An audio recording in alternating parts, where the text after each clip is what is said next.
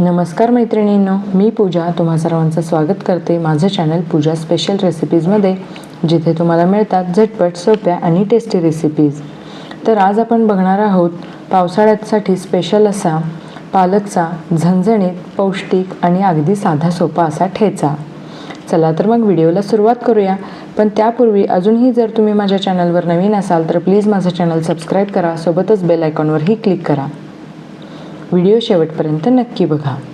पालकाला जर असा झणझणीत ट्विस्ट दिला तर तुम्ही भाकरी, चपाती, बाजरीची भाकरी या सगळ्यांसोबतच अगदी बोटं चाटत हा ठेचा संपवाल। तर त्यासाठी मी इथे घेतलेला आहे अर्धा जोडी पालक आणि ते स्वच्छ निवडून मी धुवून घेतलेला आहे। आता चॉपरच्या सहाय्याने याला बारीक करून घेऊ। तर चॉपरच्या सहाय्याने बारीक केल्यामुळे याला बारीक चिरत बसण्याची गरज नाही। इथे माझा मुलगा अर्श मला हे चॉप करण्यासाठी मदत करतोय। तर अशा प्रकारे अतिशय बारीक असा हा पालक इथे चॉप झालेला आहे, तुम्ही इथे बघू शकता। आता एका कढईमध्ये मी इथे 3 हिरव्या मिरच्या घेतलेल्या आहेत आणि त्या अशा प्रकारे आपण सुक्याच भाजून घ्यायच्या आहेत। तेलाचा वापर मी इथे अजिबात केलेला नाही। इथे अगदी डाग पडेपर्यंत मी याला व्यवस्थित भाजून घेतले आणि आता आपण याला कुटून घ्यायचं आहे। कुटताना त्या मिरचीसोबत मी थोडंसं आलं आणि 7 ते 8 लसणाच्या पाकळ्या घातलेल्या आहेत, शिवाय अर्धा चमचा जिरं घातले आणि याचा आपण एक असा ठेचा बनवून घेणार आहोत। अगदी बारीक कुटायचं नाही आहे, थोडंसं जाडसरच ठेवायचं आहे। आता त्याच कढईत मी थोडंसं तेल घेतले। तेल चांगलं गरम झालं की आता आपण त्यामध्ये थोडंसं जिरं घालायचं आहे। जिरं छान फ्राय झाला की त्यामध्ये मी एक बारीक चिरलेला कांदा घालते आणि हे आपण व्यवस्थित फ्राय करून घेऊयात। पावसाळ्यामध्ये जेव्हा काही खायची इच्छा होत नाही तेव्हा अशा प्रकारच्या रेसिपी तुम्ही ट्राय करून बघू शकता।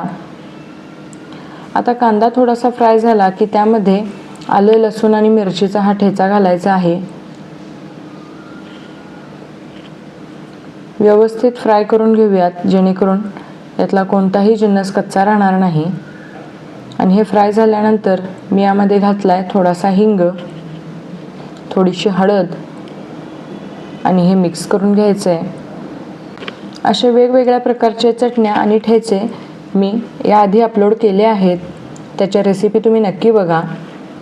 आता कांदा आणि हा ठेचा फ्राय झाल्यानंतर मी इथे हा चॉप करून घेतलेला पालक घातलाय आणि तो आपण व्यवस्थित मिक्स करून घेऊया। याला थोडंसं पाणी सुटायची शक्यता आहे। आता मी चवीनुसार मीठ घातले आणि याला आपण व्यवस्थित शिजवून घ्यायचं आहे। तुम्ही इथे बघू शकता साईडने पाणी सुटले।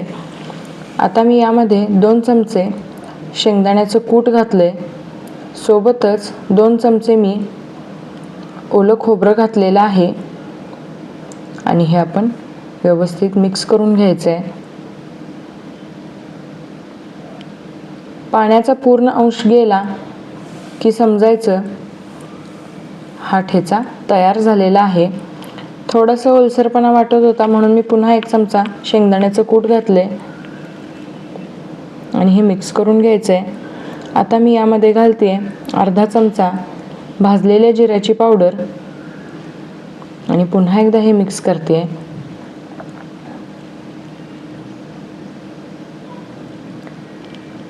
तर मैत्रिणींनो, इथे तुम्ही बघू शकता हा आपला ठेचा अगदी व्यवस्थितपणे तयार झालेला आहे। तर ही आपली स्वादिष्ट अशी पालकची चटणी किंवा ठेचा कशी वाटली हे मला तुम्ही नक्की कमेंट करून कळवा।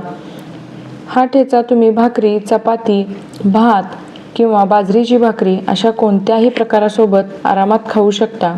पुन्हा भेटू पुढच्या व्हिडिओमध्ये। बाय।